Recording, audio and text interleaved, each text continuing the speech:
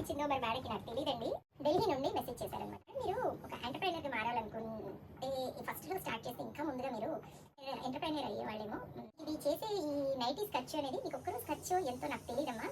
కానీ మీరు నాకంటే చిన్నదానివి అయ్యి ఉంటుంది. చెప్తున్నాను. ఎంత ఖర్చో నాకు తెలీదు కానీ మీరు చేయాలన్న మీ ఆలోచన ఉంది చూసారా, అది మాత్రం నేను మెచ్చుకుంటా ఉన్నాను అనేసి వాయిస్ మెసేజెస్ పెట్టారనమాట. నేను మీకు వినిపిస్తాను. మరి మేడంకి ఎందుకు అనిపించిందో ఏమో తెలియదు. నా గురించి అయితే నేను ఏమీ చెప్పలేదండి. మామూలుగా నాకు ఇది అంత అవసరం కాదు అని మాత్రం మీకు చెప్తా ఉంటాను ఎప్పుడు.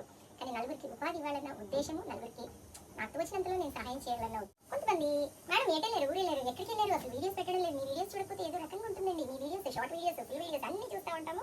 ఎక్కడికి వెళ్ళారు ఏంటి అని మెసేజెస్ పెట్టడం అవన్నీ వినిపిస్తారండి. కొంచెం ఏంటంటే అన్ని షార్ట్ వీడియోస్ కదా, అవన్నీ రావు. ఇంత పిల్లి అన్ని షార్ట్ వీడియోస్ పెట్టాలన్నమాట.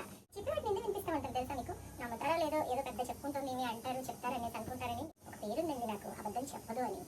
మాట అంటే మాట మీద నిలబడుద్ది అని.